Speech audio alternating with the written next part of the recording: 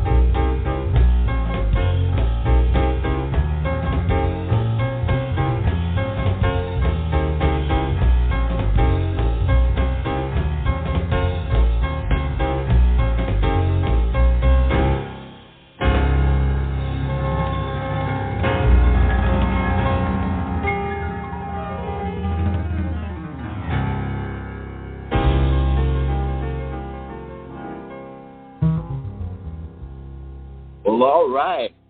Welcome to another exciting program of Dr. Mary Lee Live, coming from the East Coast out of Washington, D.C. And I'm Dr. Tatum from Bakersfield, California. And our executive producer is James Cannon, the father of entertainer Nick Cannon. Nick Cannon is the ambassador there of the Incredible 400. Dr. Mary Lee Live has an exciting lineup today. We have a young lady by the name of Arleana Waller, which is out of Bakersfield. Also, she's going to be talking about ShePower. She is the global ambassador, empowering over 1 million women plus across the nation and the world. So before we get to Dr. Mary Lee to introduce our guest, Arleana Waller, we're going to introduce Mr. Michael Tynes. Mr. Tynes, are you with us? I am. Can you hear me okay? I can hear you great, sir. So the ball is in your court, sir. Yeah, appreciate that. Thank you, Dr. Tatum, for that introduction. As Mr. Tatum said, tonight we're going to be featuring hopefully a female empowerment-centered discussion with excellent speaker we have joining us, Ms. Waller.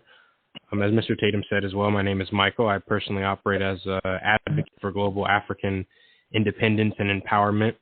I speak on African affairs and African people to help to bring about the global independence of our people, educate our people in the diaspora whenever I can. Before we get directly into the topic, I want to bring in Dr. Lee to make sure that we have all of our opening remarks taken care of. So, Dr. Lee, are you there? Yes, I am. Thank you so very much. And again, welcome to all of you. So much appreciated that you're joining us tonight. And we've got a great show lined up. We're talking with Arleana Waller. She is the global ambassador for ShePower. And it's a mission to empower 1 million women and girls to own their own ShePower without any apology at all. I don't know if Dr. Cannon, are you here tonight? Yes, ma'am, I'm here. I'm on a different number, but I'm here. You got me open. Okay, very good. So I want to pass it on to you before we get started. Well, this is going to be an interesting conversation, y'all. I really appreciate everybody, Dr. Lee, Michael, Dr. Tatum, and the team, to bring on a conversation as we're talking about 400 years of greatness, 400 years of womanhood, 400 years of mama, 400 years of grandmama, 400 years of powerful, powerful women in this country. Where would we be without a mama and our mothers and our sisters to be able to help guide and structure our lives as men? We give homage to any woman that wants to uplift womanhood and bring womanhood to the forefront, particularly Afro-American women. So when you say ShePower, my sister, we definitely welcome you to the table. But then I don't want to get you mixed up with the feminists, those that want to bash men and bash black men and say that black men aren't this and never can be, and women can do without men, because you really can't build a family, a great family, without a man somewhere and without a father there. So we appreciate the building up of the woman, but I hope we also going to have the conversation and the clarity on where we stand on the strength of men in the lives of those powerful women that you're empowering. My sister, we appreciate you. Welcome you to the show tonight. Thank you. Thank you. Thank you so much, Dr. Tatum, Dr. Cannon, Michael. I just appreciate you. Just appreciate you so much. I want our listening audience to know that you are so very welcome, and we are grateful for you and appreciate you. Without you, we wouldn't have a show. So, and I'm so happy that you feel that this show is worth. So many of you have been here the duration from our very first show and over a year ago now, and I think we're up to about 70 shows, something like that already, and some of you have not missed a show, not even a one. If you weren't here, you did go back and you listened to it. We're just thankful that we're talking and we're doing something that is helping you out there, that's worth your keep coming back and coming back and coming back. So we do appreciate that. Want to ask you, this is a talk show, and we're just sitting in the living room. We're just having a good conversation. So feel free, tap one on your telephone, and for a comment or a question, we will open up your line and let you know that you're on the floor.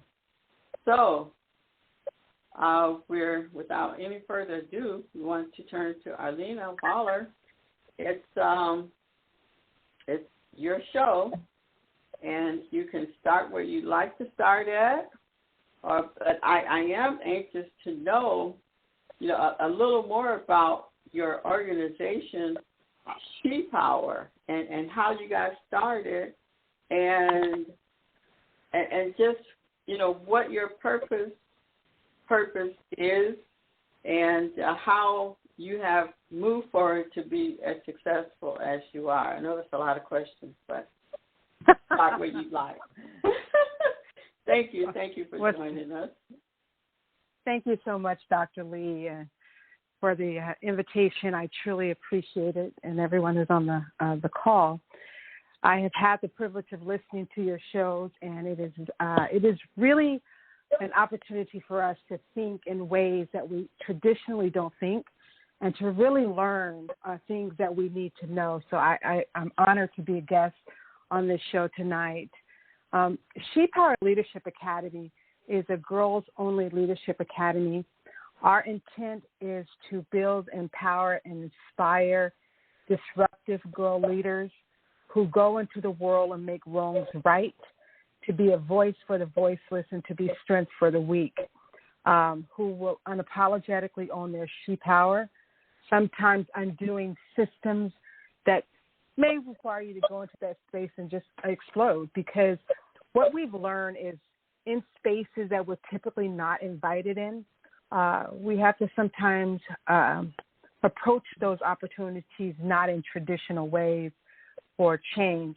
And so not only do we work to empower and build these girls, but to be examples of what that's like to be that exact thing. So that's really what we do at ShePower Leadership Academy. We do that through mentorship, personal development, and diverse leadership opportunities.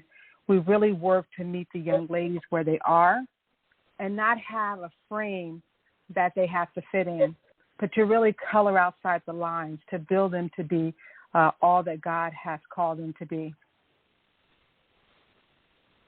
And so you guide, or as you mentor, and as you mentor or these girls, you're teaching them to be strong in who they are, and develop the strength that they have within. Well, absolutely. Kind of like, Sorry, go ahead. No, go ahead. 85% of the girls in our program are on a full or partial scholarship. So we intentionally look to engage with girls that are often forgotten by our system structure, or who are told lies, or who are consistently hearing false narratives about who they are. I had an example the other day where I'm a real passionate person, and Dr. Tatum knows this. He's in Bakersfield with me. And I believe that our truth should be heard, and I believe that wrongs should be brought with receipts and data. And so there's a trigger word a lot of times for Black women when you hear your passion comes off as anger, right? We're the only group of women who are not allowed to be passionate without it being labeled. And that was a super trigger word for me when that person said that to me. And I continued to have a conversation around that. And that person said, "Why are you attacking me?" And I had to step back, because these are what our girls hear. They are not allowed to be completely who they are in public, and they're often silenced by the false narratives that they hear. And so that was really interesting, because, not only with young girls, but we work with millennials, and we hear this, and that's key words for shut up. And so we really want to address that. Again? Excuse me, what is the word again? Your passion is coming off as angry. Okay, angry. Okay. Yeah. Angry Black woman. The angry Black woman, instead of saying the passionate Black woman, we're labeled as angry. And I think that we have to deal with those false narratives. We have to address them while trying to educate those who choose to misunderstand us on a daily basis. And so not only do we do that with our young leaders, but we do that with our in our millennial mastermind group. What are some of the things you cover in your millennial mastermind group? Well, there's a huge gap between youth and adulthood, right? And it's kind of that millennial age. A lot of them are very progressive in their thinking. They're borderline successful. So we do a lot of connecting the dots for them. Just really almost being either a sponsor or mentor, because they still need that affirmation, because now they're going into adulthood as a Black woman, and we want to deal with the different issues that they deal with in a supportive manner, while also connecting them with other successful women to win. Okay, what's your age group? For the Millennial Mastermind or for the ShePower Leadership? For the empowered leadership, or I say the ages of all of the age groups that you work with. So for the ShePower Leadership Academy, we deal with girls ages 8 to 18. We used to do 10, but we realized that girls are growing up a little faster, and we need to meet them a little earlier, because around ages 10, 11, girls start losing their confidence. So if we can reach them earlier and build that, that's less likely to happen. And our Millennial Mastermind is ages 19 to 35. Okay, Mastermind 19 to 35. Okay. Yes.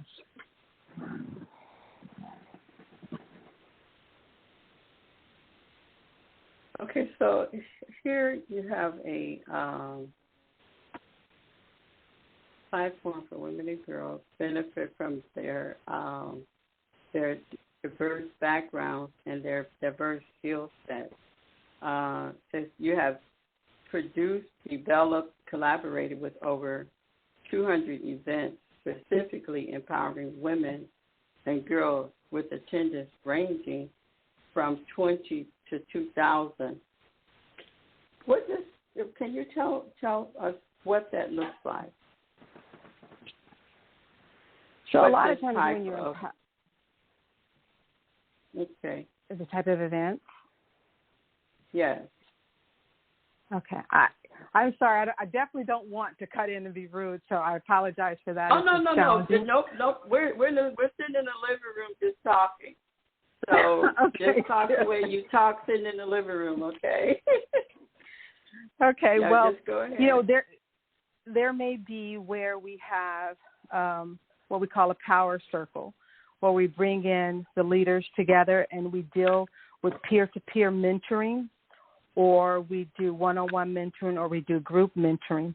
So that may be 10 or 15 women.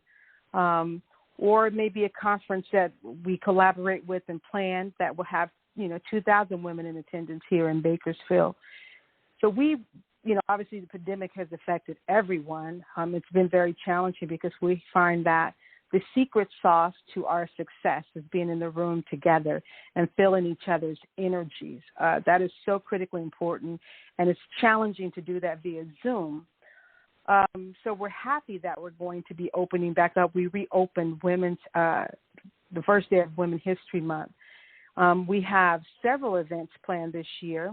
We're also doing a Love My Skin event where we're partnering with a wellness company, and we're going to be painting and really focus on the wellness, the mental and physical wellness of the young girls. And we're going to do that in a beautiful space where we'll have 25 women in attendance. We partnered with Macy's, who gave us 500 dresses, where we'll be able to do a beauty day and give these young ladies a dress and have their hair and nails done. We've also partnered with Macy's and did a fashion show where we did that in the public mall, and that's a confidence builder for girls. They were able to get their makeup done, talk to estheticians, and then go on stage and model these outfits. We also do events where we bring in women leaders in our communities who tell their backstory. That's really where the power is, because we see, successful women like you, Dr. Lee, but if we get an opportunity to hear your backstory, that's where the magic is, and that's where the young girl can connect with you in a way to say, I am her. And so we do a variety of events. We hold a gala once a year where we honor 5 women who are impacting girls and women's lives. We really are an event-heavy organization because it's important to come together. And not only that, come together, we also use them as fundraise opportunities a lot of times as well. How do you reach your audience or your participating girls, young ladies? Do you up actively until go the out pandemic? to recruit? Up until the pandemic, Here's some information.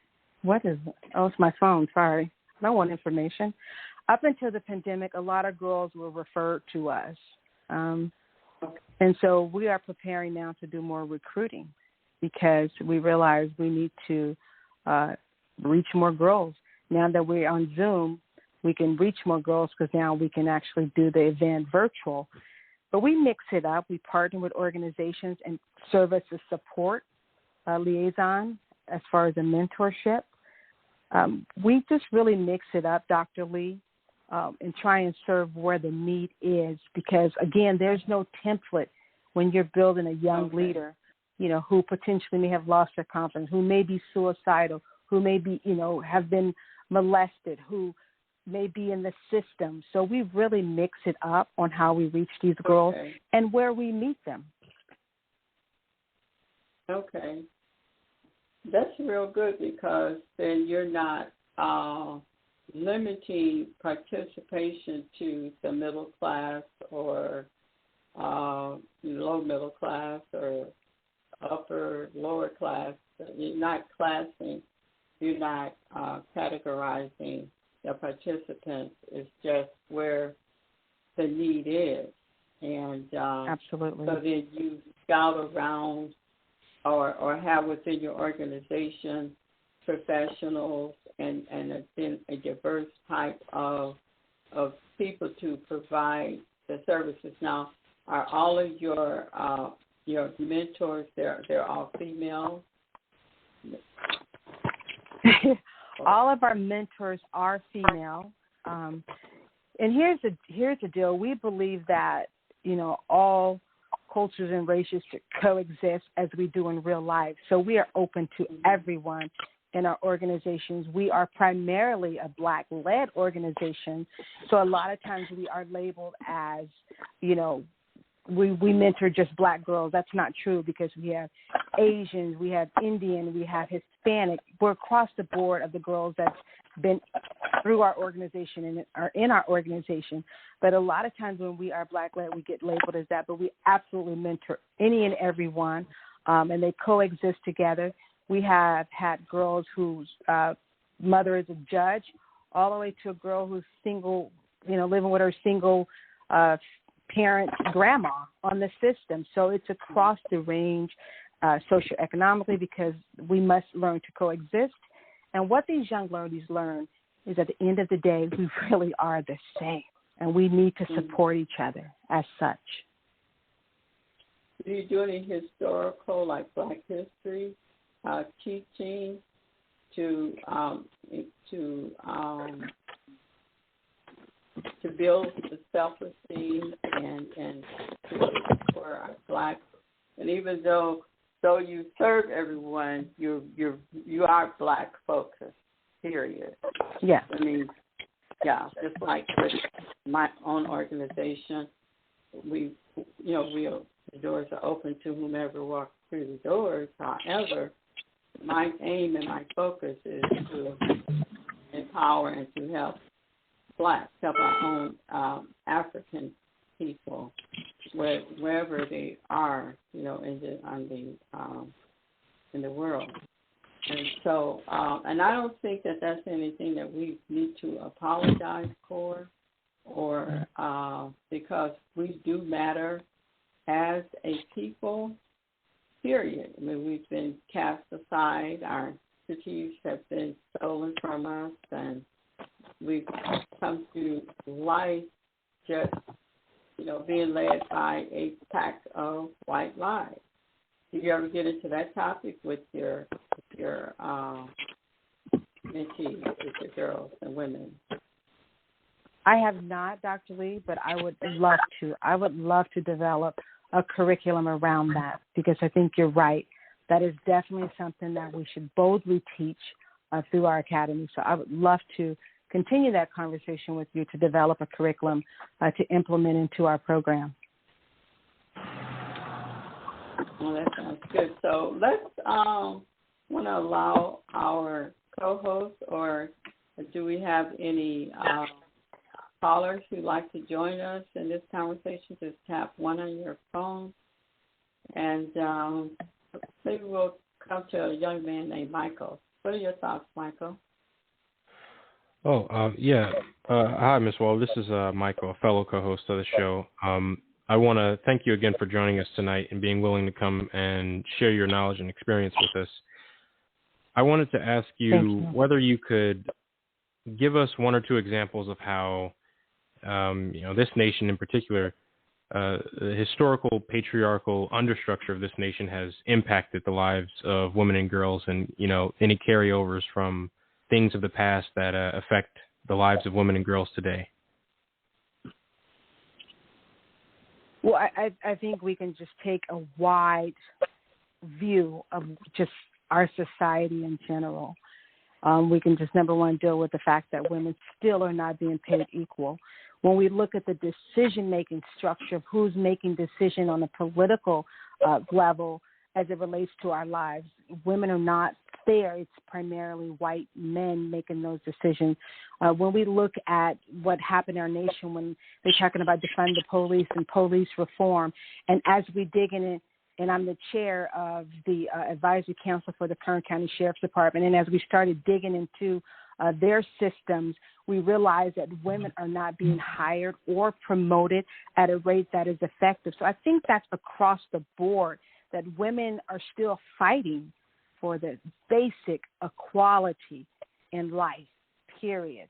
If we look at the pandemic, a lot of women had to quit their jobs because they're staying home to take care of the children because the children were not in school versus the men staying home and taking care of the children. And so I just think that women are still fighting, unfortunately, for the basics that should be equal across the board. Absolutely. Now, you work with, as you said, women and girls of all different backgrounds, racially as well as socioeconomically. But just for the people listening right now who may still have a little bit of, they may not be as clear on what exactly, the organizations that you work with do, could you briefly tell everyone what it is specifically that you do, what your goal is, your mission statement, so to speak, of your work? Well, our goal, again, is to build girl leaders. And then with when we talk about leadership opportunities, whether that is taking on a project within the community or whether that is partnering with an organization and participating, really giving girls, once we develop them as a leader, an opportunity to kind of flex their ShePower, if you so speak. I'll give you an example. ShePower actually formed the MLK Community Initiative in Bakersfield, California, which is in a lower socioeconomic double-digit unemployment food desert area. And so they developed these listening sessions to find out what is going on in this community and how can we help this community rebound.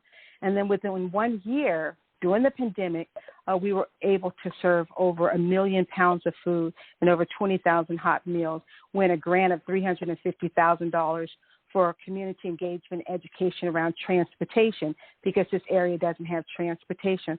So that's an example of what our hopes is that not only are we building these leaders, but we're also taking them into the real life and giving them opportunity to serve or rebuild while leading in that space.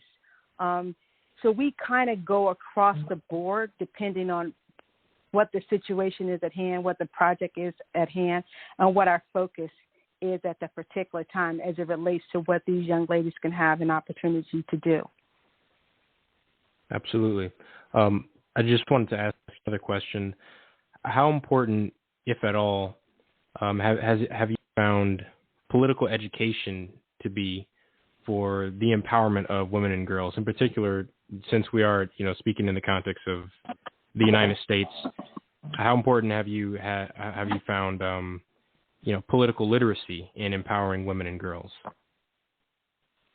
It's not an option. If we're building true leaders, we must have true civic engagement and teaching them how to engage and how to have political awareness and education. And I know that Dr. Tatum in Bakersfield is really on the forefront of that. So how important it is critically important, because business and civic leadership are really at the forefront of changing the structure of our lives. Again, 85% of our girls are on a full or partial scholarship, which means they're either black or biracial when we come to our demographics. Even though we do have whites and others on scholarship, that's primarily who our girls are. And these are girls which we teach them. They talk about your lower, what do they say, socially disadvantaged community. What we teach them is the difference between success and failure is more than likely an opportunity. So if they are politically aware, if they are civically engaged, they're going to know how to go after these opportunities, how to be relentless in positioning themselves to really become ambassadors of their own community. So yes, it's critically important. And just for anyone listening who, may need more clarification, to put it simply, because Mrs. Waller is absolutely correct. And the reason I asked that question is because I pretty much knew, she was going to affirm the sentiment I share about the importance of politics. But just for anyone who may need it simplified further, policies and laws dictate the structure and functionality of society, past and present, and in the future. If you want to know why things are the way they are, usually you can look to policies and laws that allow them to be that way or that intentionally make them be that way.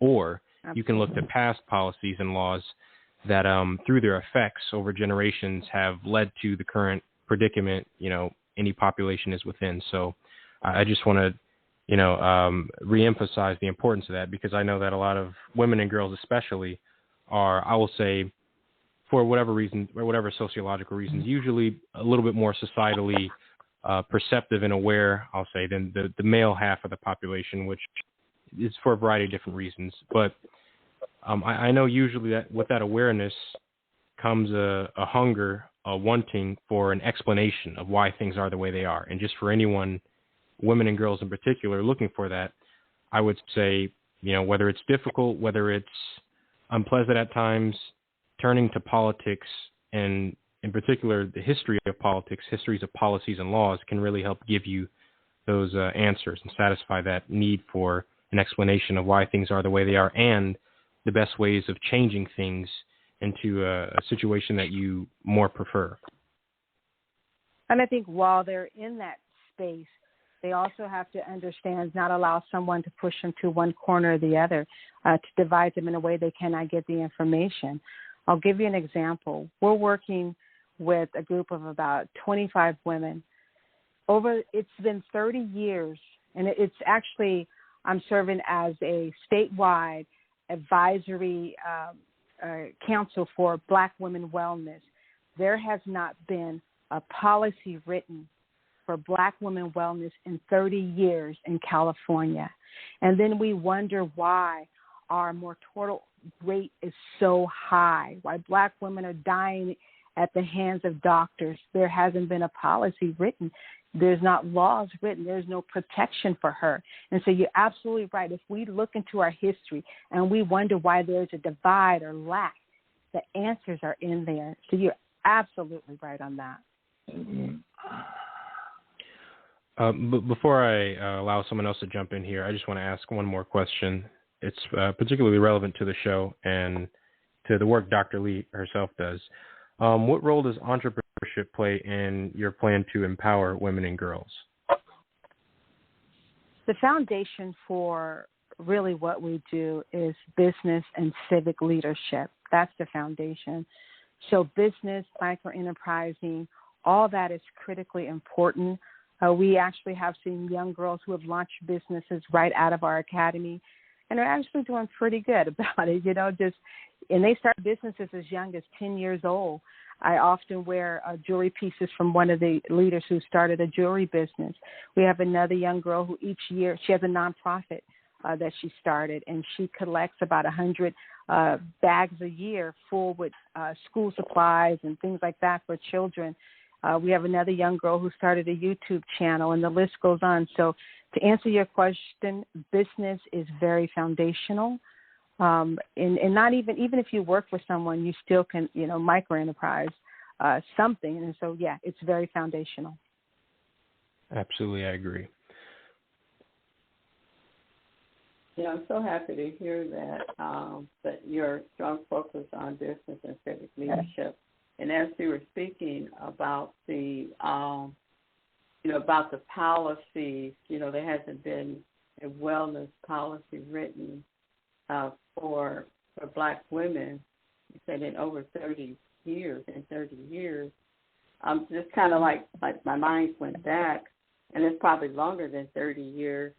When and I don't know if there's anyone on the line who can remember when a woman a mother could not decide or determine, make the decision to do birth control, and without the husband's consent, and so just thinking, and I do remember that when it actually issued, and it was huge. It was a huge matter back then when, women were having large families and they couldn't say, husband and wife, both had to sign for birth control.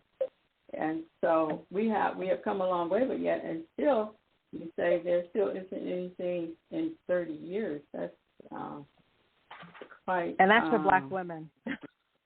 That's for Black women, right? For Black women. Yes. I want to go to our audience. We do have some lines with some questions, and then we'll come back after we talk to our listeners. We're going to come back and ask. I believe Dr. Cannon to comment. So we're going to go to area code 301 0386. Area code is 301 and your 40386. You are live. Thank you. Your first name and where you're calling from. Thank you. Berenice, Springdale, Maryland. And I just want to say that this is a very powerful podcast, and I was invited by Dr. Tatum. And I'd like to ask, bullying for young girls, boys as well, but bullying is a problematic as well as detrimental to physical and mental health. And is that being addressed as far as self-esteem or how to deal with bullying within your program? Absolutely. And here's the deal about bullying. If you don't have the conversation around it, depends on where that young lady, space, where she lives. She may not even understand she's being bullied. And we've had that situation where they didn't even know they were being bullied. And so we were able to help them frame it and understand it and stand up for themselves and take next actions. So, yes, we do address that. Thank you very much. Thank you for the question. Thank you. Thank you, Paula. Yes, bullying is definitely a huge issue. There probably isn't a topic that we can talk about that I haven't experienced personally or had, someone in the immediate family. So we're going to go to Dr. Cannon. Absolutely. Can you hear me? Yes, we can. Yes. This has been some outstanding conversation, and really I wanted to jump in so many points because I believe our programs need to be effective. I've seen good programs all across the country, male and female, and I having 5 sons and living in America all my life. I've got 3 sisters. I don't have any daughters, but my heart goes out to young men in this country. But it also goes out to the young women, because I know that there's brokenness on so many different levels, and so many women have been silenced and quieted, and so many women have to hide behind their makeup and their fix-up and their gadgets and gets-up. And I find that a lot of the problems are in the family, and a lot of the problems is in how they taught to deal with relationships. Before they get into the business world, a lot of women make mistakes of getting pregnant too soon, dropping out of school too soon. My question is, I've got some ideas on how we definitely can go live and take your program just the way we're doing it with the young men, and I would like to talk about that. But if I could dive in just a little bit into the mindset of the program, in looking at, do you teach these women how to deal with the world without their families, to deal with the world without a man relationship, or do you teach them how to build good male-female relationships, how to build good relationships back home, or are you teaching the girls how to be independent of home and how to be independent of a male relationship? That is a loaded question, Dr. Cannon. But I'll tell you this, we're covering all the bases. Because, again, not having a template for our program and meeting the girls where they are, they're at different stages, right? Typically, the girls are mentored in 10 or less in a group, so they're consistently meeting with the same girls, the same mentor, so they're learning how to build friendships. A lot of times, girls don't know truly what a friendship is and what it means. So a lot of times we have to start at the basis of that. And that is a huge, huge space that we have to enter with these young ladies, of really understanding what that is and also how to be a friend. You would think that everybody knows that, but they don't. And that's why I think when you look at women who have gone into adulthood, they don't know how to be friends or how to keep friends because they didn't learn that as a young girl. So yes, we do deal with that. I'm curious. I'm trying to make real quickly. I'm trying to make everybody happy and joyful and whole. Letting them, be true to who they are. If a young lady comes and says, really in my heart of hearts, I feel like I'm a boy, where would you encourage her in her ShePower at that point? Would you emphasize the strength of who she is, or with her desire or lust to be a boy?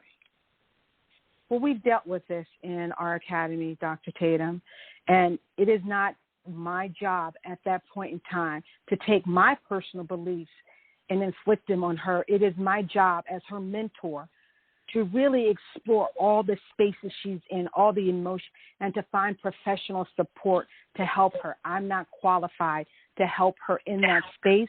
So we do partner with other organizations who are qualified to help her, and it is our job to serve as mentor, to be a support, to either help her get through it or help her come out of it. So to answer your question, it is a case by case.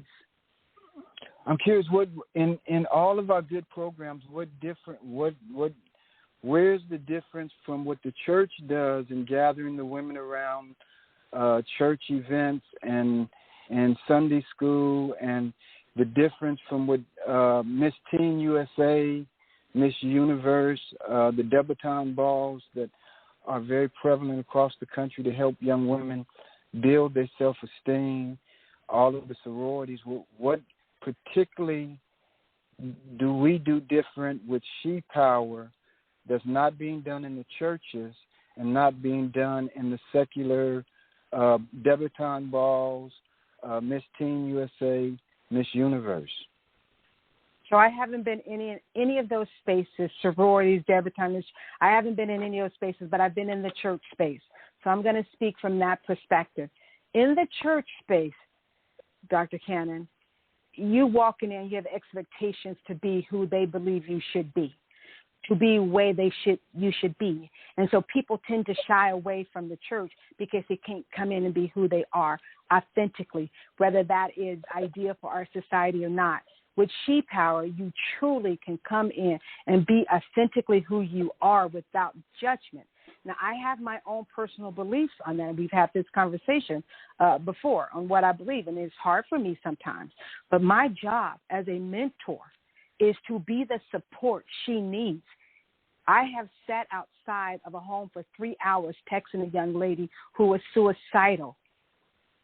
Now, I don't understand why she's suicidal, but my job is to support her. If there's a young girl who believes she's a boy, I may not understand that, but it is my job as a mentor to be supportive and help her, support her through whatever she's going through. I've worked with young girls who've been molested by their father.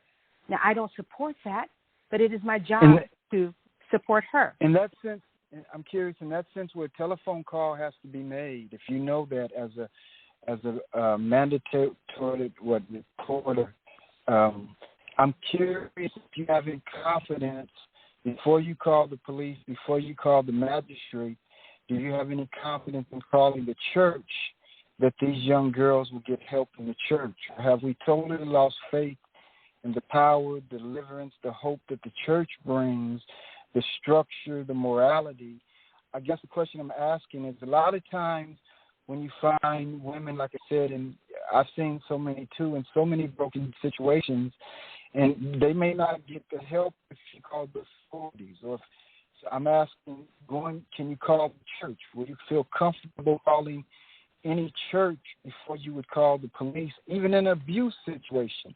Let's say where a young man in the family has touched somebody or done something to the young girl, telephone call has to be made. Have we lost confidence in calling the church? We have lost confidence in calling the church. And here, let me tell you why, Dr. Cannon. The church in where I live have not stood strong as the armors and held the community up. They're very silent. They're very quiet. They're not in the forefront saying, we are here for whatever you need. Let us support you. Now, that may not be everybody's situation. I do have a couple of churches that I do work with, but not in that space. That has not even been a thought. Now, and I'm being completely honest and transparent because I'm here to grow just like the next person. But that has not been a call that I've ever made. Since they have so many hurting women, though, in those churches, you're absolutely right. Even when an abortion or a pregnancy takes place, a lot of times the women are silent. They have no programs. Would it make sense for you to work along with the pastors' wives in these churches to maybe come with a template program where you could mentor them, because we do have a whole lot of silent women hurting in the church and outside the church. But if the church already has a steeple, it already has seats, it already has structure, it already has a building, and that church belongs to us in our communities, and it's closed 2 days a week, what if it opens up for you 3 days a week and in whatever city you I think I'm asking the question, is there any way with working with these young ladies, it's powerful, the program you have, like Brother Cornell West said, lift every voice makes a difference in what you're doing, but how can we work with the structures throughout the community? We can't just say, well, we've lost faith in them. We can't. They got $1 million buildings. They got structure in there. And I think a lot of the pastors will be open if you follow the protocol, go through their structure to set up a template in their church. You're absolutely hitting on something, Dr. Cannon, and I would love to continue the conversation around that. I have knocked on some churches in our organization as it relates to economic development, and they have opened the door. So I think you're definitely hitting on something. I would love to continue that conversation. I do think it's important that CBOs and churches come together to save the Black community. I absolutely agree with you on that. What's your personal thoughts on the Negro Project many years ago by Miss Margaret Sanger and that whole movement? Are you familiar with that? I don't think I am. Okay. Appreciate it. Appreciate it, Dr. Lee. We really do. Great conversation, y'all. This is outstanding. This is the month of the women, and if we could give every one of your powerful supervisors a show just like this, we could mentor it off of this show. We could start with yours, then give and then all those young ladies in every city, let's give them a show. Let's think like a producer. Now you're meeting with them the night before on a conference on what they're talking about on their show, and now you're empowering those ladies. And it's something empowering when a group of 5 young ladies do a show together, and they control that show. They host the show. It's so empowering that I think with Dr. Lee and yourself, we can help you work that into all of your programs real easy, smoothly. The whole team can attest to we could make this happen. But I think to empower women out of this month coming out of March, I say let's do your own show and anybody else that want to do a show in the month of April, and we got you. I appreciate that. I think we definitely have to, and just really Dr. Tatum introduced me to Dr. Lee, and when I had the opportunity to go and read about her, it's just honored to be in her presence. So I think if we can continue that kind of, thing, I think we can switch this around. Beautiful. I appreciate it, everybody. Been great conversation. Thank you so much, Dr. Cannon. Very, very great observations and points. I would like to piggyback on a question and your response. I was wondering, are you saying that in regards to making this particular call regarding molestations, those types of things that when you learn about, within a program, we're mandated as a professional, we're supposed to call, certain authorities, whether it be child care, police, or whomever. And the question was, have you, considered to making that call to the church? And you said that that's a call that you've never had to make. Now, were you saying it was a call that you had never made to the church, or a call that you never had to make to an authority because that situation has never presented itself? A call that I never made to the church. Okay, a call you never made to the church. And and I concur with you. It would be in that position, and I have been in positions, in that type of position, where I felt that my trust in the church wasn't strong enough, or in the individuals. When I say church, we're the church. We're individually, we're the church. We embody the Holy Spirit, and so within us, and so we are the church. The building isn't the church. However, the people who run the church, the pastors, the elders, the deacons, and those who are in authority, I have total confidence in the Spirit of God. I have total confidence in my spirituality, my relationship with the Most High. But because of certain experiences with the individuals who run the church, then my confidence is not that strong, because many of them have been perpetrators. They've been ones who have actually done acts, committed acts on, the youth and different ones, and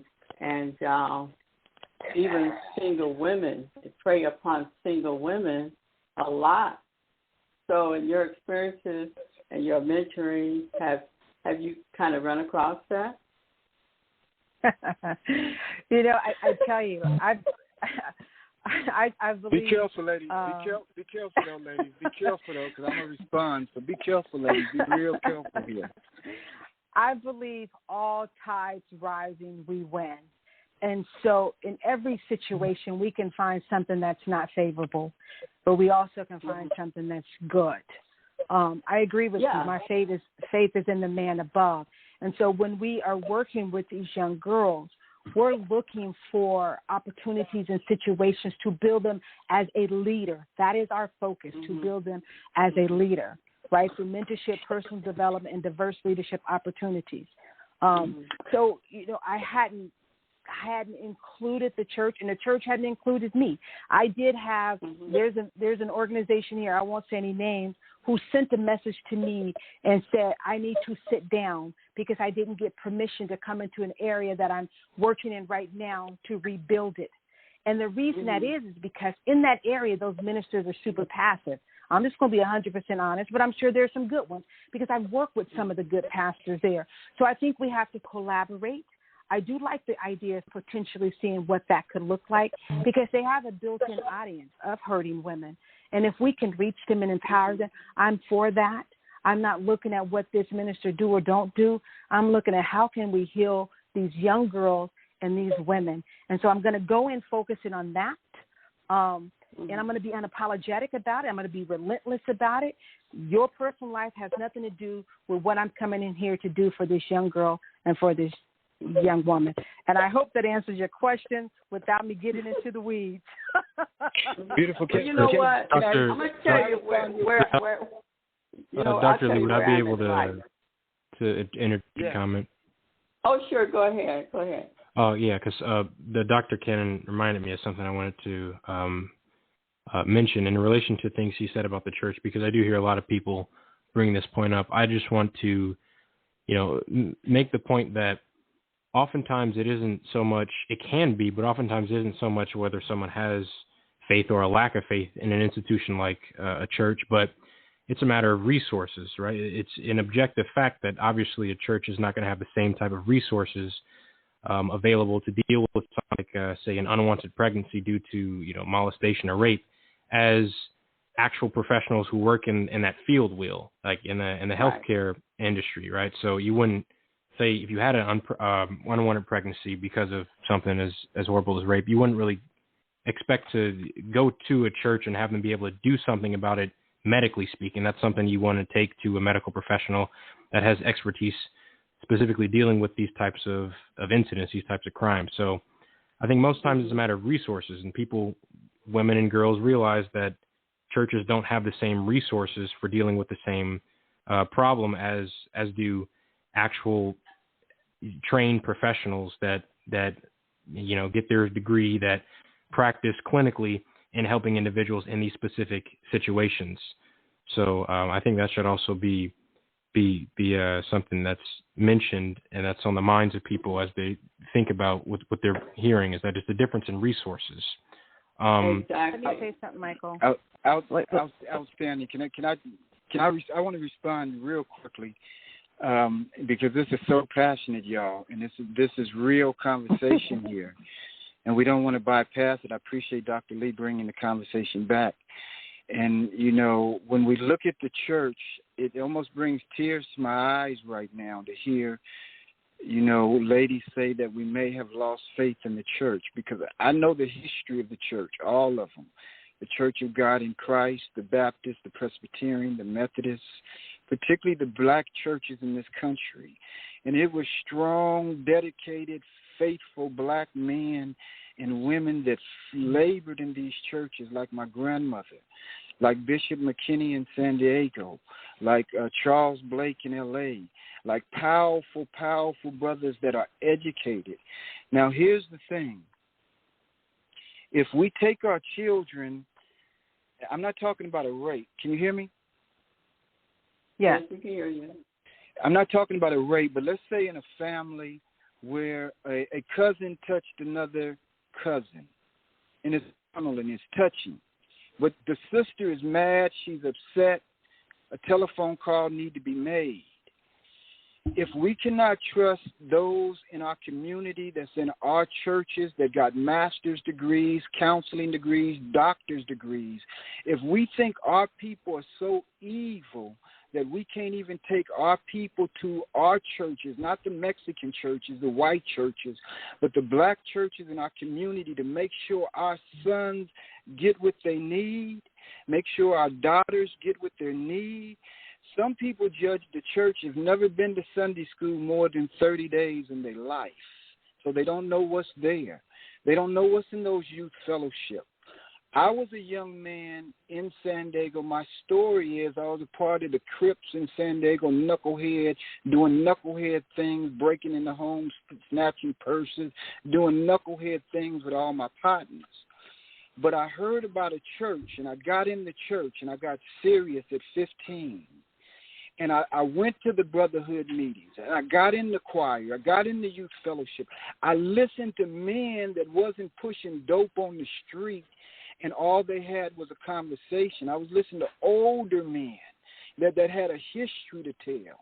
And then when I left San Diego, I went to Concord, North Carolina, and I went to college there because the church helped me get it together. And I hooked in with a church there, and I learned every church in that community. I'm telling you I did.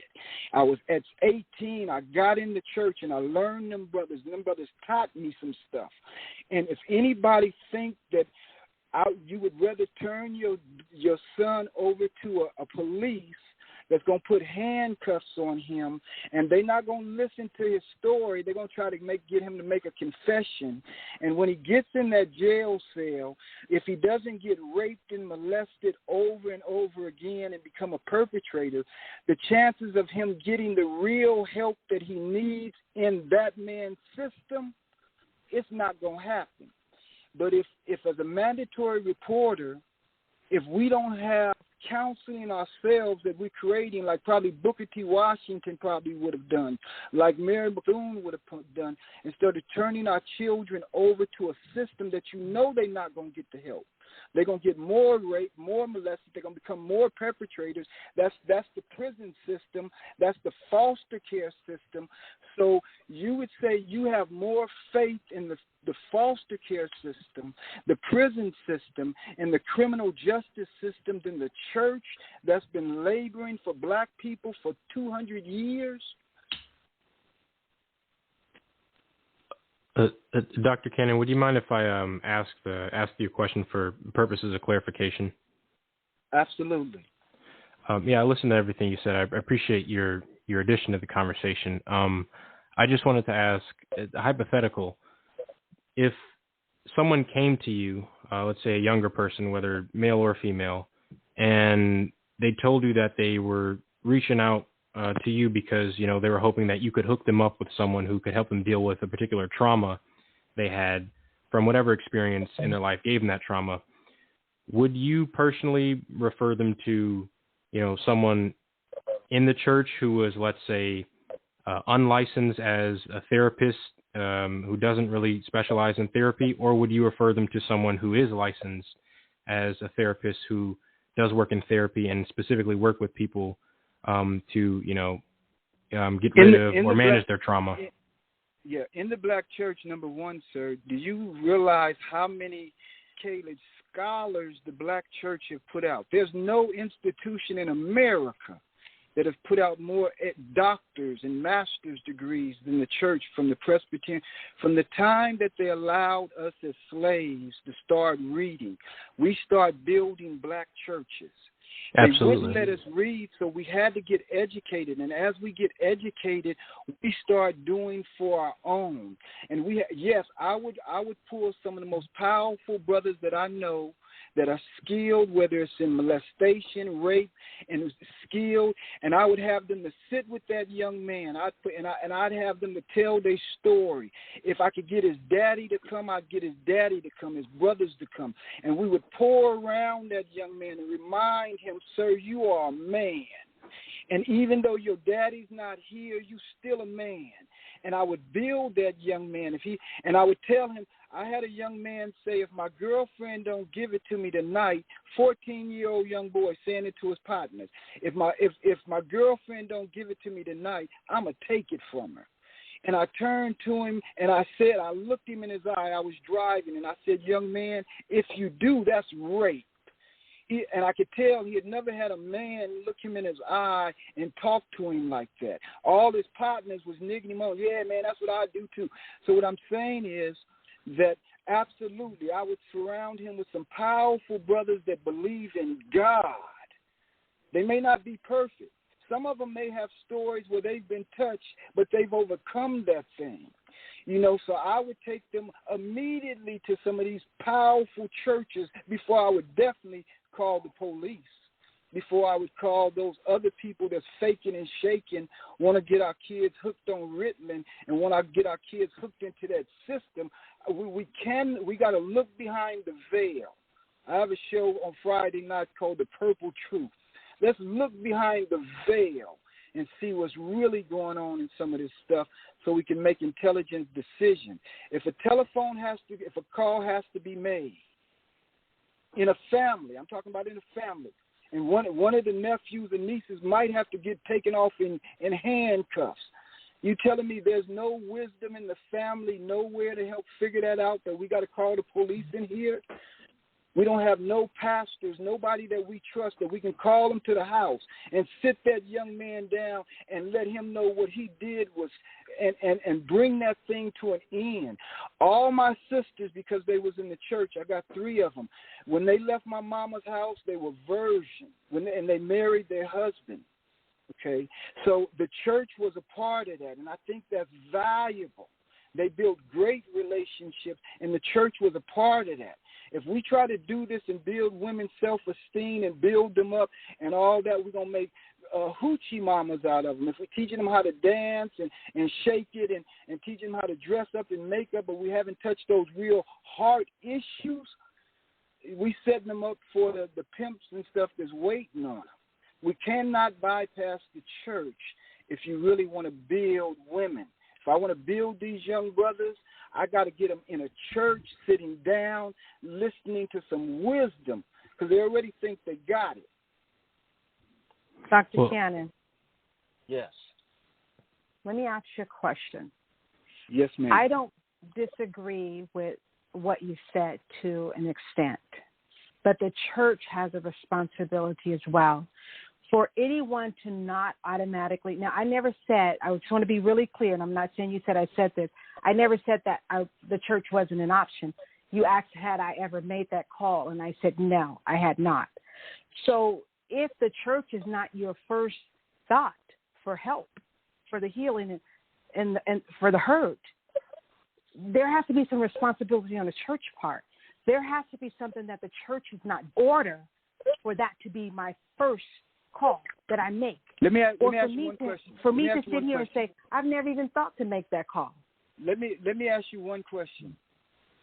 Are you aware that there's probably 10 pastors in your city that if you call them, they probably would stay up all night long for free of charge, sitting and talking with your young ladies? Are you aware that there's pastors' wives, probably about 50 of them in your city, that if you would call them and ask them to help mentor you and y'all mentor each other, I bet you they would sit with you and those young ladies free of charge all night long. I don't doubt that at all. Pastor Tatum's on the line. He's here in Bakersfield. I've made calls to him, and he's come, in a second for various situations. But you asked me a very specific question. Had I made that call for that particular situation? And my answer was no. It's not that I don't call pastors or pastors' wives. That's not the case. But that wasn't my first thought when you're talking about a girl that is hurting right here. That wasn't my first call. I do, because that's not how I built this program. Yeah, and I'm not. This is not please. It's not a direct attack to you on your program. I love what you're doing. No, I'm not taking it that way at all. I'm more speaking to the climate of the fact that not only you, Dr. Tatum, I've asked a lot of people that same question because that's a problem to me. That's a problem to me that, I agree. There's abuse in the homes. There's uncles touching. There's stuff going on that shouldn't be going on, and some of it even in the church. But I think Jesse Jackson said, "Can't nobody help us but us." Okay, but if we're willing to turn our children in those type of situations, I find this, and answer this question just in dealing with young ladies, and this is just a random question, no, nothing, and anybody can answer this. This is interesting to me, that in the school system, if a young kid go and they ask the kid, did your daddy or mama beat you or hit you? The kid know not to say that, so they can't be tricked into that. But if they say, do your mama touch you, your daddy touch you? The kid might say, yeah, we touch all the time.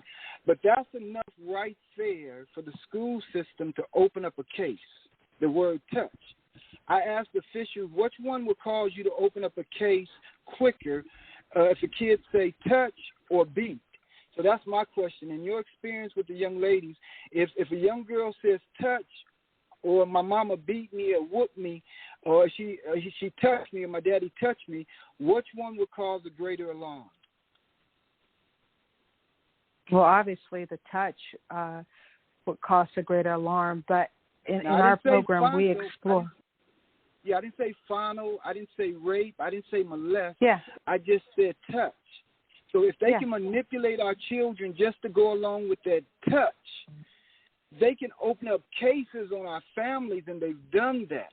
So how can we turn our children over to a system that's going to manipulate every single word that they say, good or bad? Now, if the child says, my daddy raped me, he touched me in my private part, I got it. All they need is the word just touch. Is that correct?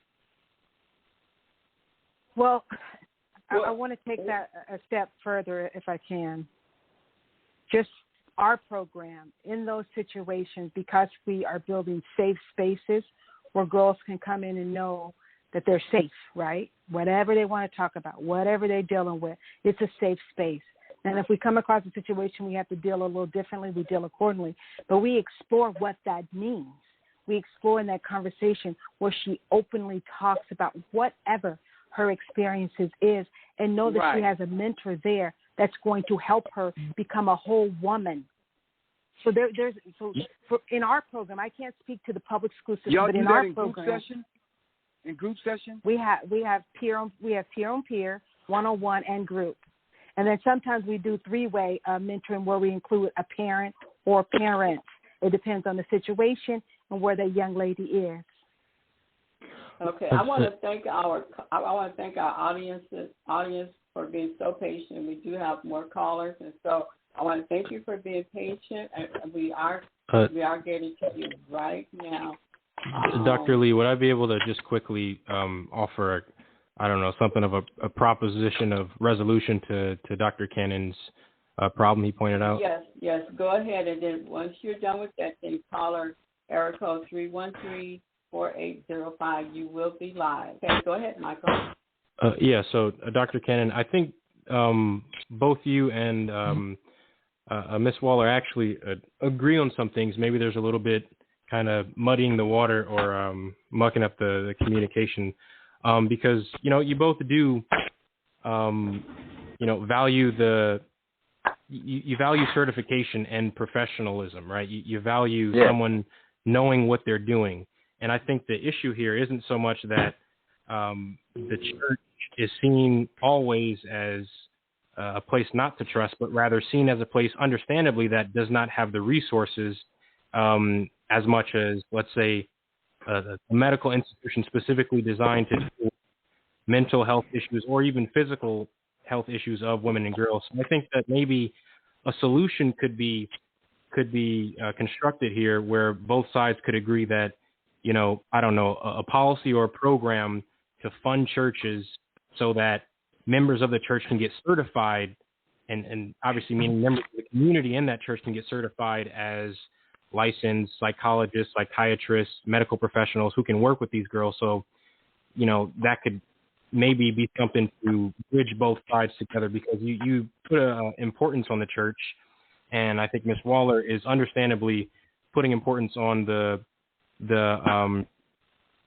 certification and the experience of the individual dealing with these individuals, these women and girls. And I think if you merge those two and put someone with experience and certification dealing with people in these situations inside a church, that could maybe bring both of your sides together. Is that something that you would maybe agree to? That's a whole nother conversation. Okay. I mean, it's something that I certainly agreed to. I, with my own background as I'm a master in divinity, ordained pastor since the 70s. And one thing that I've often said is that within our church, we do need professionals.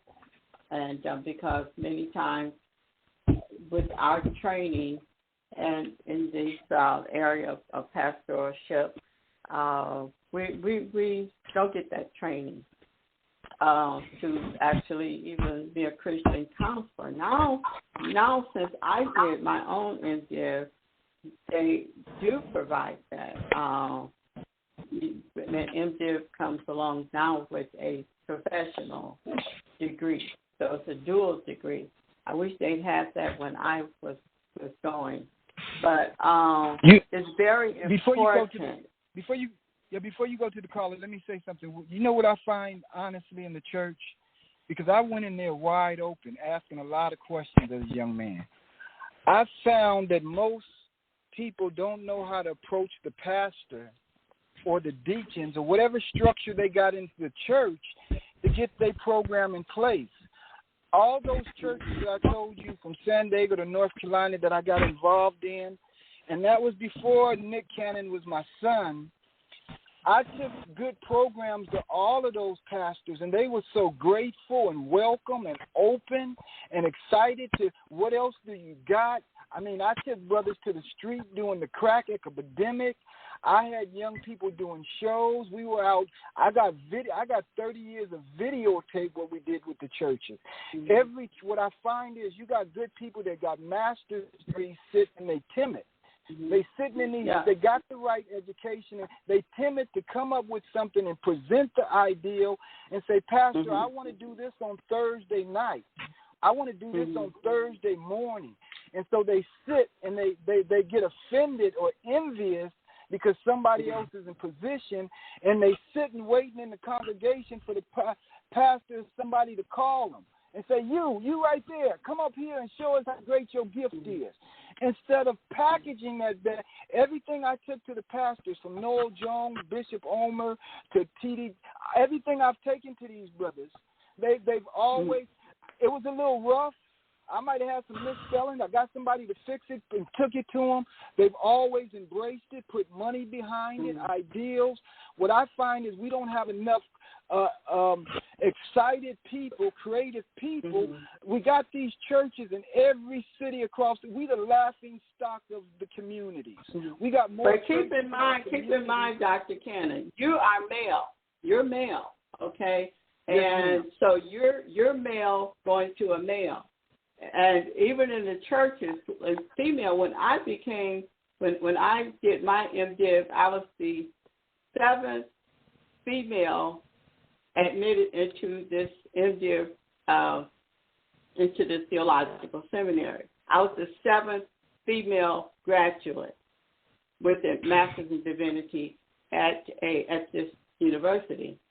So, we're not listened to that way back in that time, or even today, as a woman, as a black girl. People too. Black people, all of us is black people. My aunt Kate Cannon, but I'm saying a black woman going to a black pastor, and I've done a lot of this. I agree. Yeah, I agree. I agree. Yeah, I think and I'm going to even interject this, and we're going to go to our caller. I will even interject this. I was a single black woman in the church, okay?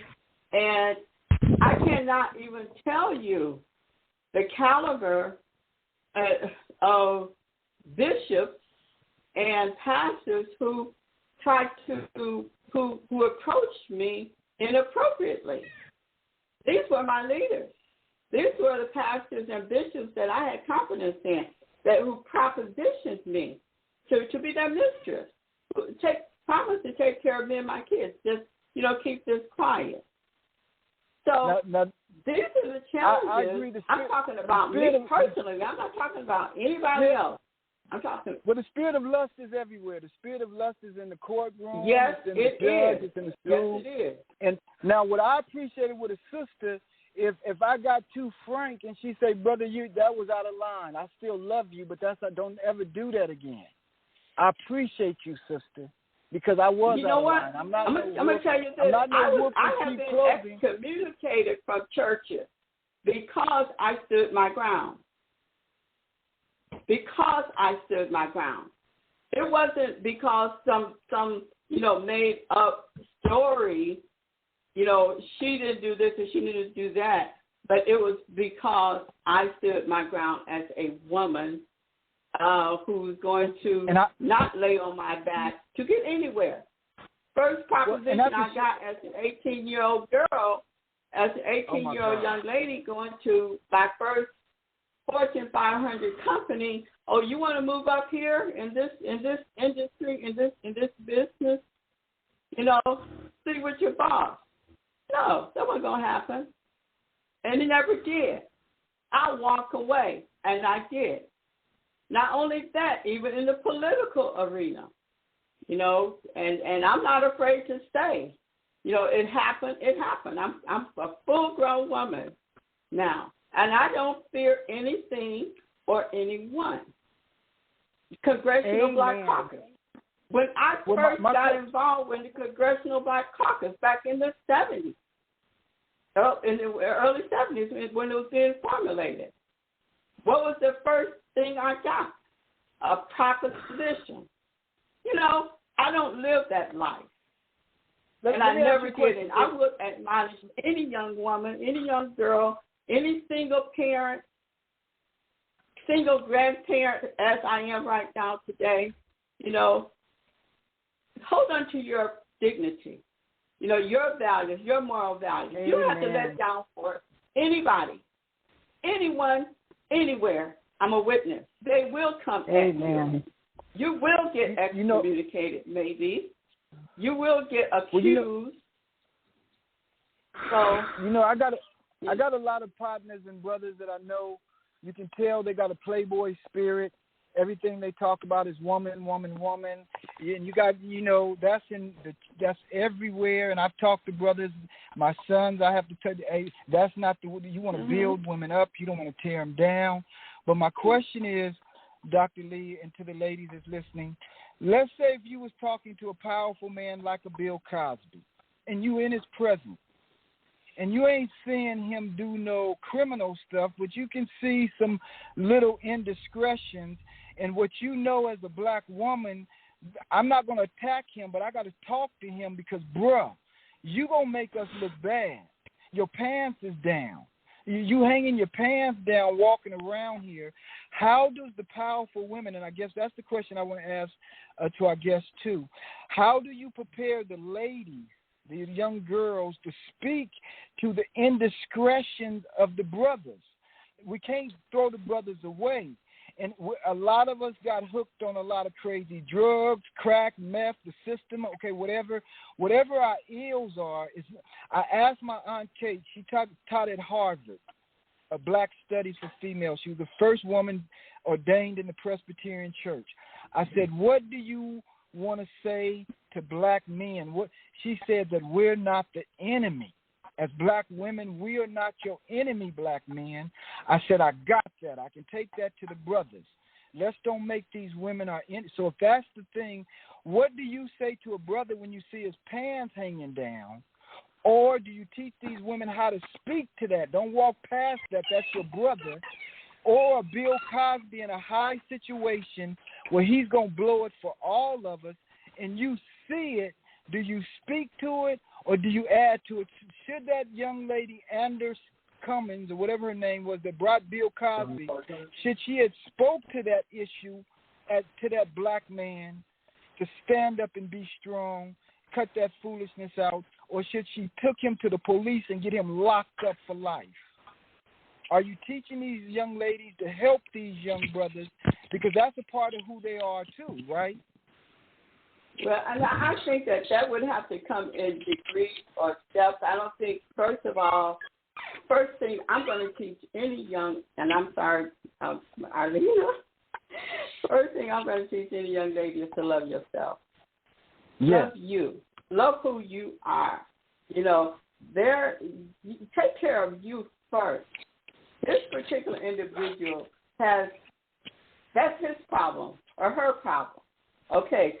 I'm going to deal with that individual. I'm not going to make that individual be responsible for or feel responsible for the actions of someone else.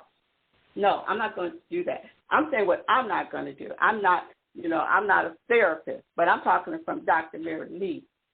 This is well, me. Dr. Lee, this is what I'm going to do. I'm going to take my daughter. I'm going to take my niece. I'm going to take any other young lady who comes to me, say, love you first. Okay, let's deal with who you are. How do you feel? In most societies, and particularly in America, in most countries, wherever you go, that young girl eventually has to grow up and, for lack of a better word, give herself away to a man. And whatever those rules, a contract, a marriage, or whatever that is, she has to know how to navigate through that and be trained to do that. And that comes from the mother. And so as the mother shares, beautiful about who she is. And we have to tell our stories, too. We have to tell our stories as women, one to the other, to our children, to our young ladies. We have to share, and we do this in our private circle, so that one can open up to the other, peer to peer, because we have experiences. There's some things that you're just not you don't feel comfortable, and they're not going to feel comfortable in sharing and talking about it just with anyone. We have to win their confidence. They got to know that I care about you. I love you. They have to know this. Dr. Cannon, open up. Yes. Dr. Cannon, what Dr. Lee was saying about teaching self-respect actually goes back to your point of women learning to grow up, because part of growing up is learning, what your standards are and what your boundaries are. And the sooner and better a woman learns that, then she'll be able to better inform a man, what's acceptable and what's not acceptable. But that does start with, you could call it self-love and self-respect, knowing what your own standards and boundaries are, knowing what your values are as a woman, so that you can inform and communicate that to males, inform males of that. So I think you guys are both hitting on very important points that are actually interconnected here.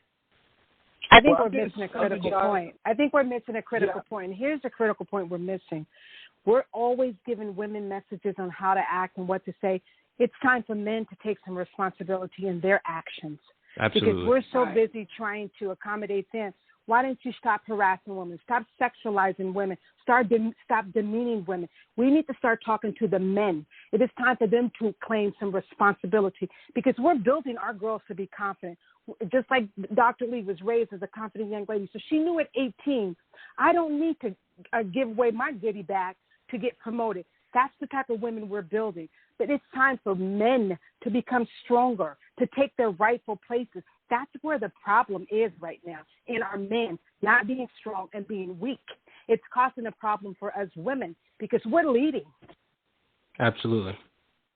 How do you say that? We're going to go to caller 4805. Let's let him in. Let's let the caller in. 4805.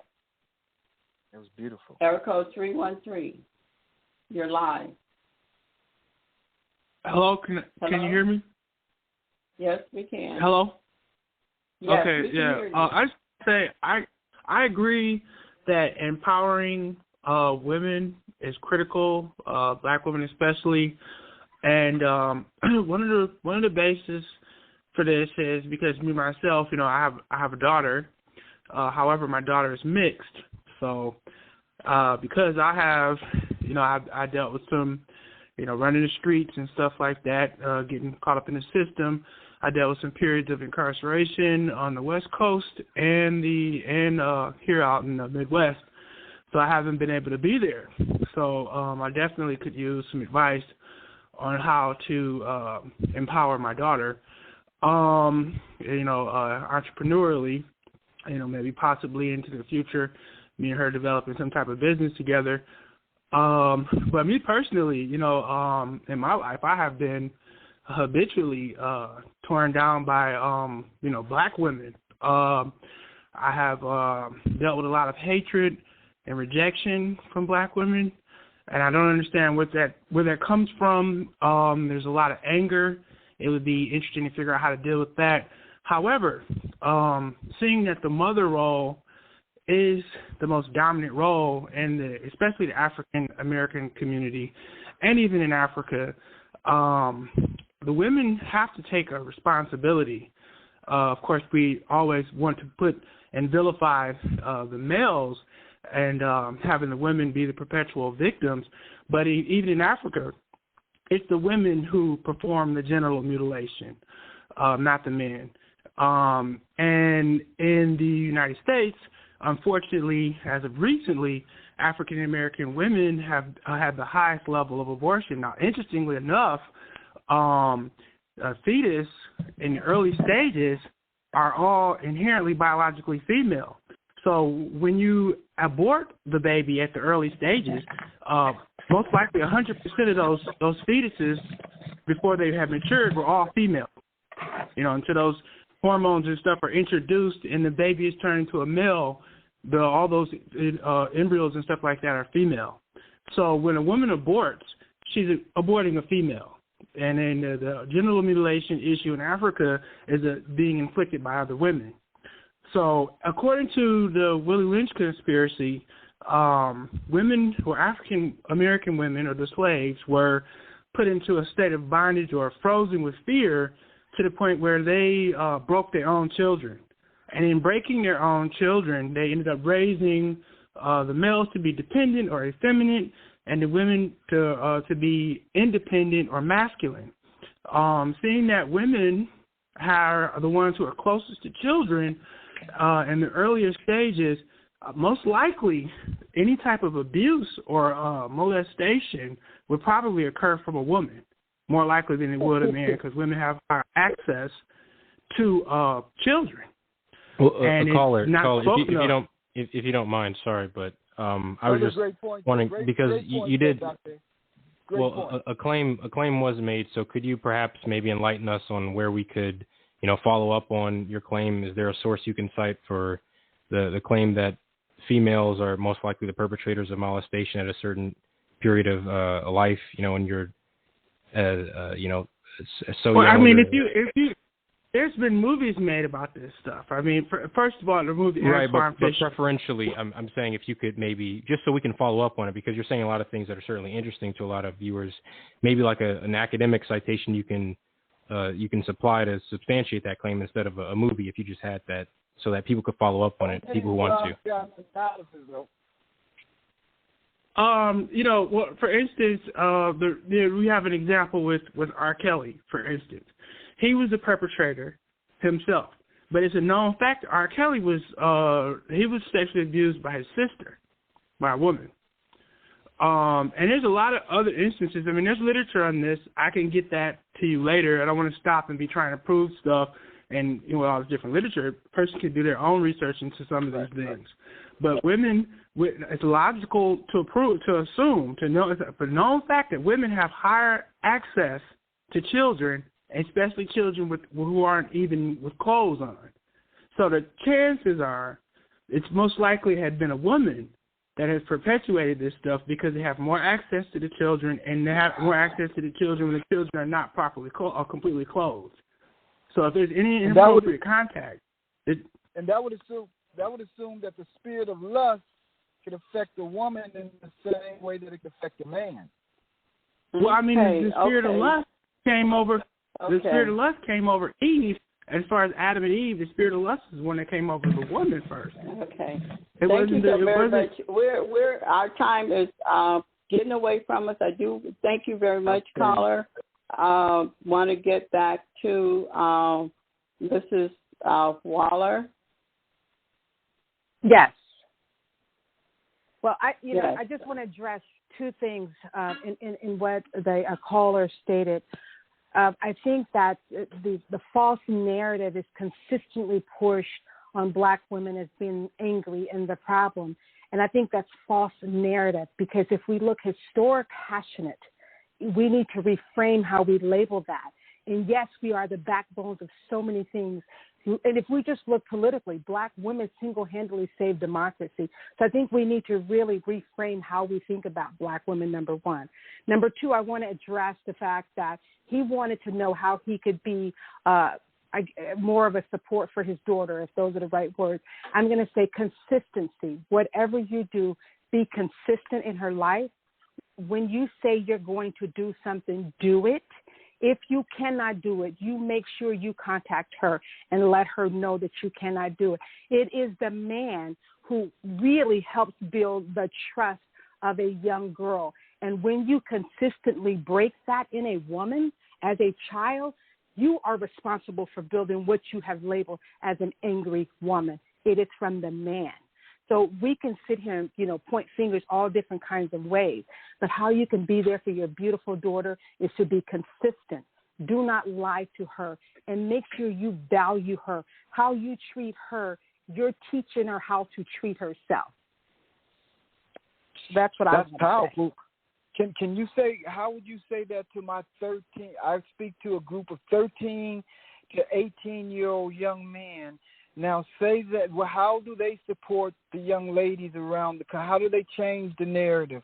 Is it proper to open the door? How do you can you speak strength to my young men for a minute? As it relates to how they deal with women? Yes, ma'am. Or what do you want me to speak strength to? The same way I also have a 15-year-old and a 20-year-old black king, 2 I'm raising.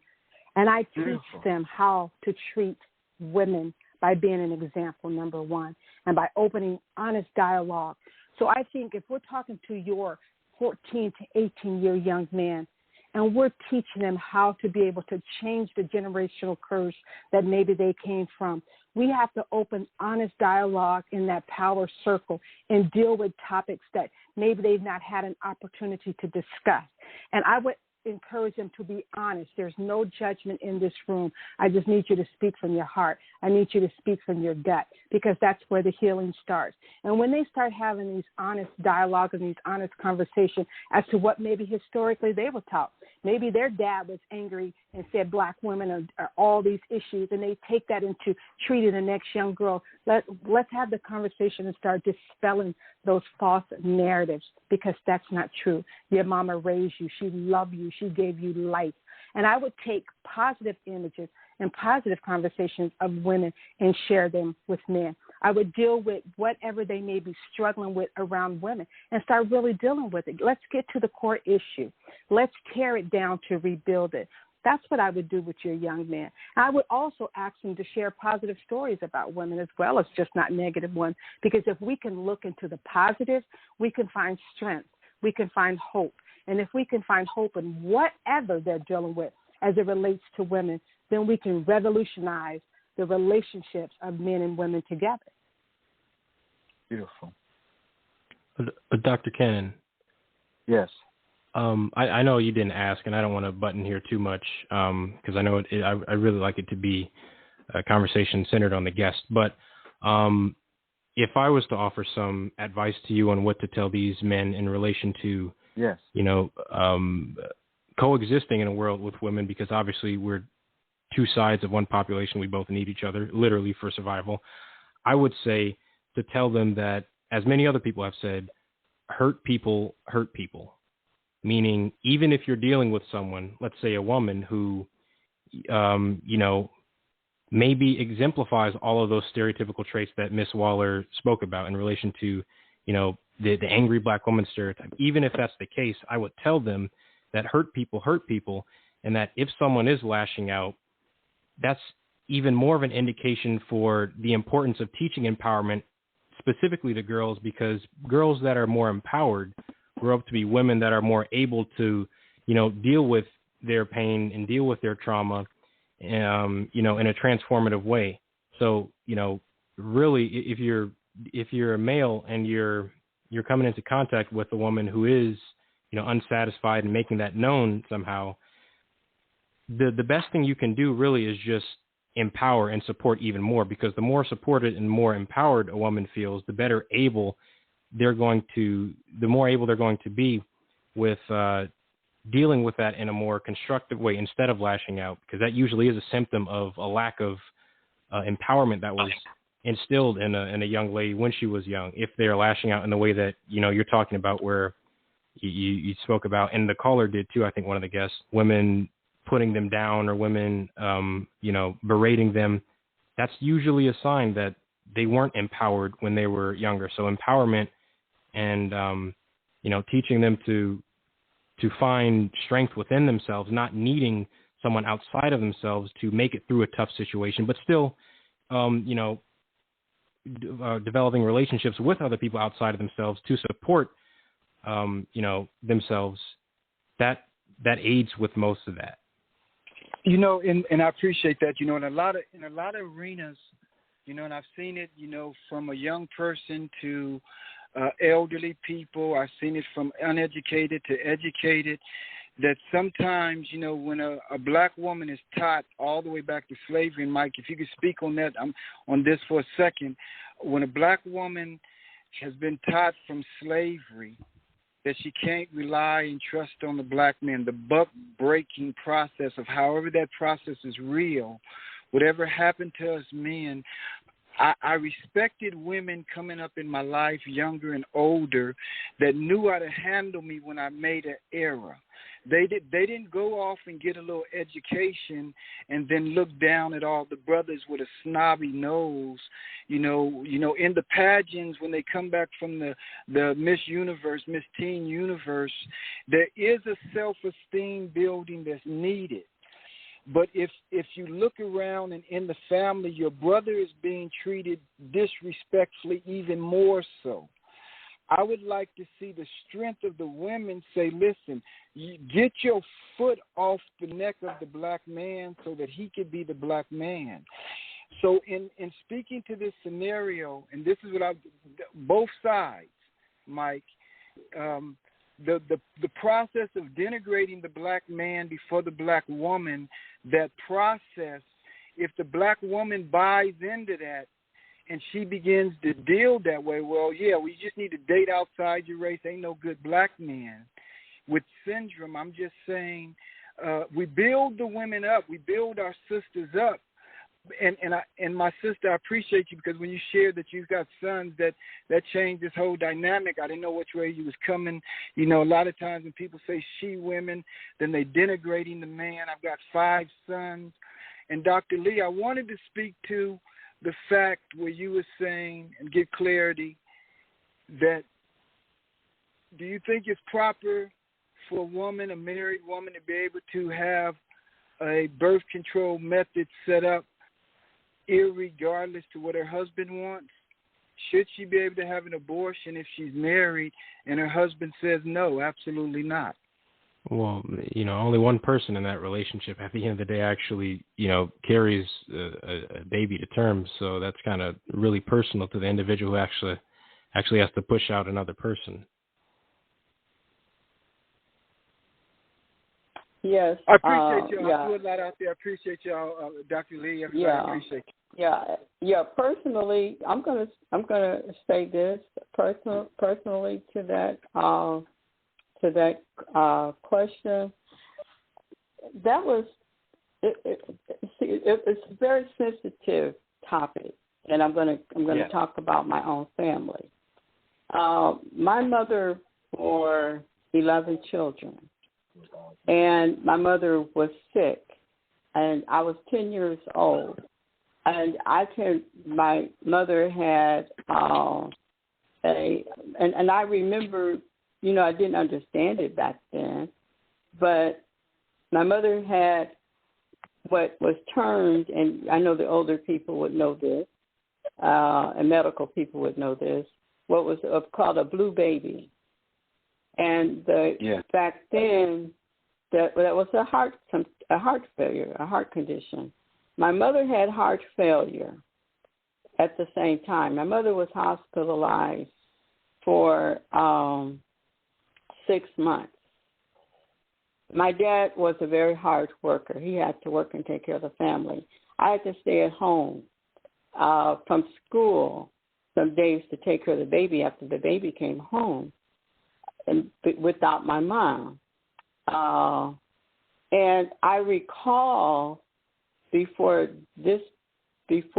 my brother was born that there had been conversation about my mom not having any more children. And and I recall conversations about that. If the both husband and wife, would need to sign or agree to birth control. Now, so my dad, and I knew it wasn't intentionally to hurt her or anything, but out of a lack of knowledge. See, the word says that our people perish for the lack of knowledge. And so out of a lack of knowledge and what other men, uncles, grandpa, and others were saying to my dad, no, you don't sign, you don't do this, But at the same time, my mother was sick, and she needed birth control. She needed some type of real medical care for her own well-being. And so in answer to your question, yes, absolutely yes. We should have control over our bodies,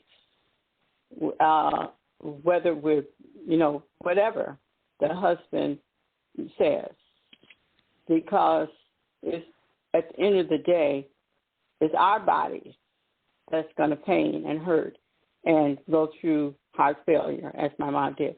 Unfortunately, we lost our brother, but my mom lived on for many, many, many years afterwards. But, yes, it's important that we as women... Interestingly enough, other customs, and maybe that's the reason why, Dr. Lee, other customs allow their husband to have more wives. And, we don't do that here, and I'm not for it. But, I mean, if I wouldn't say to a woman, I wouldn't say to the man, stop having sex with your wife. You got 11 kids. You can't have sex no more, because that ain't fair to him. That wasn't what was said. That wasn't what was said. They said she didn't need to have any more children. They say she couldn't have sex. Why in other countries they let their husbands have other wives, because they cannot. They just. I still love you. I still want to be a part of the family. But I can't keep having these babies for you. That's another discussion. That's another talk show. That's another talk show. I appreciate it. But you don't want me to get started on that one. Okay, we're down to our last final moments, and while Dr. Cannon, you're speaking, why don't you go ahead with your final thoughts and comments. You're so much appreciated, and you know that. And then Michael, I don't know if Dr. Tatum is here, but Dr. Cannon, then Michael, and then back to our guest. Beautiful. I just wanted to say this is the type of conversation that we need, y'all. And believe it or not, the Bible says that our young people will lead us. People like Michael, in their 20s. Can you believe it? Wish I was 20 again. If I was 20 again right now, come on now, 20 right now. And know what we know now, right? And know what we know and got the opportunities Michael got. Shoot. No, our young people will lead us, y'all. So, we set these conversations up for them to have, to grow, to stay in there with them. And we all grow together. They become the eyes. I appreciate it, young lady. I appreciate what you're doing with the women. Like I said, I've got 3 sisters, a mama. I love my sisters, my family. I love empowering women. Anything that we can do to help, we there over in that. Thank you so much. Michael? Firstly, let me just say that this discussion has obviously been a very spirited one and an informative one as well. I certainly hope that Ms. Waller would have enough time to speak her mind, and wish we had a little more time for her to be able to do that. Hopefully, we can have more conversations like this in the future. But I still appreciate Ms. Waller for coming onto the show and sharing, everything she's doing to empower young girls and women. And, speaking her mind and, having the courage to do so, obviously, as a woman and particularly a black woman. So I appreciate that. And, of course, I couldn't go without, giving thanks to Dr. Lee, the woman actually, the black woman specifically actually responsible for this platform for, us to be able to do this. So special big thanks to Dr. Lee as well for allowing us to come here and have these types of dialogues that Mr. Cannon was right in pointing out. We should have these type of dialogues. We should have more often. I also want to thank everyone listening for making the show possible as well. Your continued patronage with your listening and, if you're supporting the show some other way, maybe financially, I just appreciate you doing that. I'm sure everyone else on the panel does as well. And I hope we can have many more of these type of very spirited, fruitful discussions and dialogues in the future. Thank you so much, Michael. And I do appreciate you. I appreciate my co-hosts, and I love you very much, all of you, and listeners and our callers. I'm sorry we didn't get to all of our callers, and we try. We really do try. And so just keep coming and keep calling and keep tapping one on your phone, and you will definitely be live at some point. And we appreciate you so much. I want you, Ms. Waller, I thank you for coming. And it has been just so informative. I love your spirit and what the work you're doing. I want to congratulate you in all of your successes, and I look forward to learning a lot more from you about your work and how we can work together. If there's anything I can do, feel free to give me a phone call. I'm just a call away. But I do want you to, as Michael just said, take your time, express your feelings, express your thoughts, and say everything that you'd like to say in your, in your closing. Dr. Lee, thank you so much again for the opportunity, and we will definitely continue the conversation with Dr. Cannon, Dr. Tatum, and Michael. What a bright young man. I want to take you everywhere with me. I love how you sum up thoughts. It's just brilliant and crystal clear, so I love that. I'm honored to do the work, to be trusted in this space, to work with girls in a very vulnerable space, to be trusted not only by them but by their parents. I don't take this work lightly. It's definitely God's work. I intend to do my part to build leaders along with the 12 mentors that work with me. Some have their master's, some have their PhD, just a brilliant group of women who understand the importance of building our young girls with confidence so that when life try and break them, it would just bend, but they will not break. They will bounce back and be resilient and comfortable in their skin enough to you can't really say much to them, and that they will not just accept disrespect from society as well as from a man. I love men. I think they're critically important, but I do have boundaries that I will not allow them to cross, and we're teaching young girls the same thing. In order to be authentically who God has designed you to be, we want women and young girls who may hear this show to never doubt that you are valuable, powerful, and deserving of every chance and opportunity in the world to pursue and achieve your dreams, and that you belong in all the spaces where decisions are being made about your life. Go forward, boldly, go forward unapologetically, and own all your ShePower without apology. I thank you for this opportunity. And thank you again. We'll definitely be getting together again. Thank you, our listening audience, and just everybody. I want you to continue to stay safe because our lives do matter.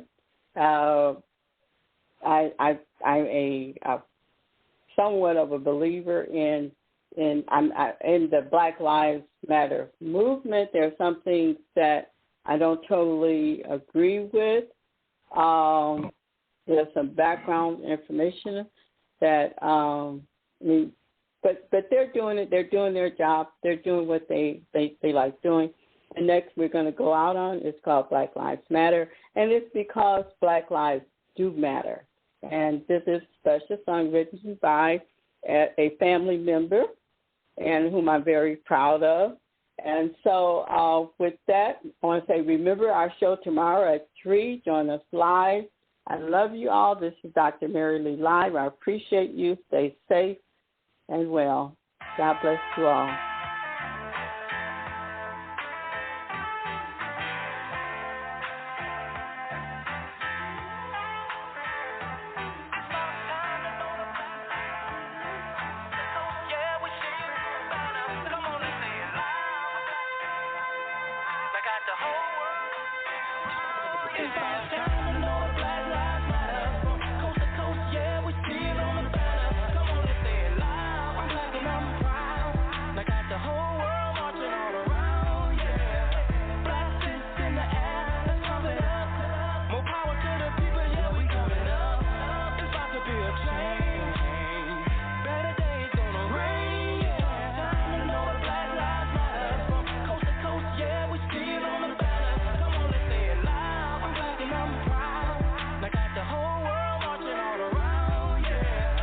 That's hot.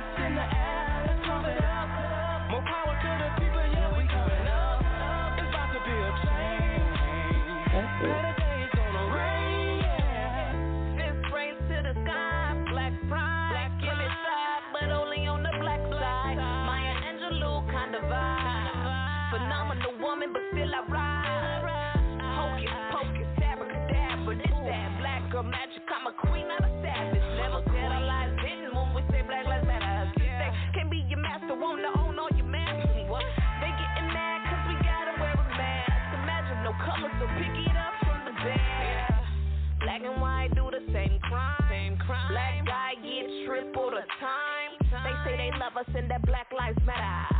They love our culture and how we put it together. It's time we stop the violence and unite as one. I pray to God that we overcome.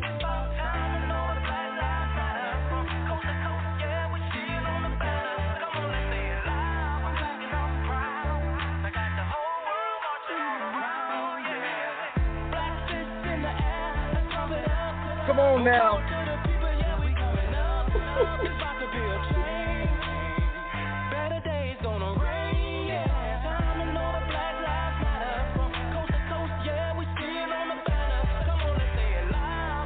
We're going to put that one on the album.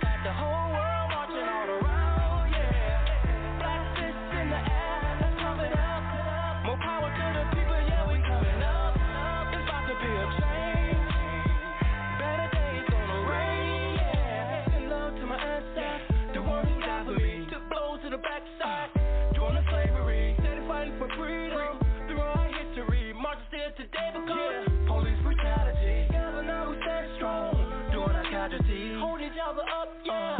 A black anatomy, black on black, yeah. It's about to change too. It was a whole setup to kill our whole crew.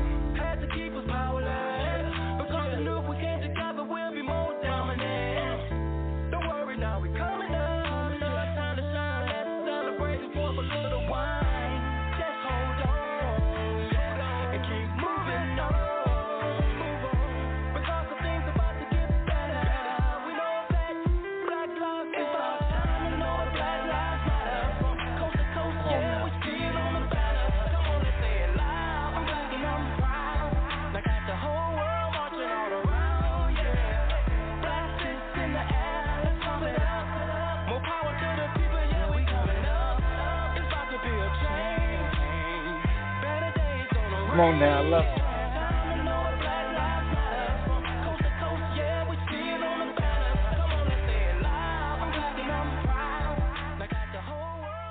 Pretty special, isn't One it? more time. Say that one more time. Do it again. Let's see if I can do DJ, this again. play that one more time. Okay, I'm going to try. No, we'll put a 400-year album together. I don't know. I don't know what I'm doing. You're doing great, sweetie. Come on, y'all. We family now. We can do it together. Yes, we can. We are.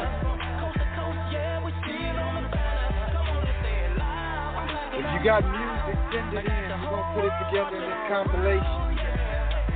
400 years of music. All right. Send it in to Dr. Mary Lee. Send your music in. Better days coming, y'all. It's going to rain.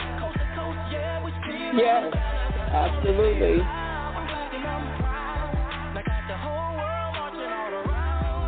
on now, the whole world watching. Yeah.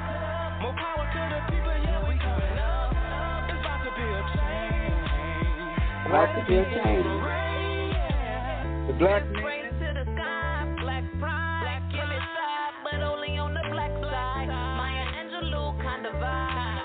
Phenomenal woman, but still I ride. Hocus pocus, abracadabra. This that black girl magic. I'm a queen, not a savage. Never said our lives didn't when we say Black Lives Matter. They can't be your master, won't own all your masters. They getting mad cause we gotta wear a mask. Imagine no color, so pick it up from the bed. Black and white do the same crime. Come on. I get tripped all the time. They say they love us and that Black Lives Matter. They love our culture and how we put it together. It's time we stop the violence and unite as one. I pray to God that we overcome.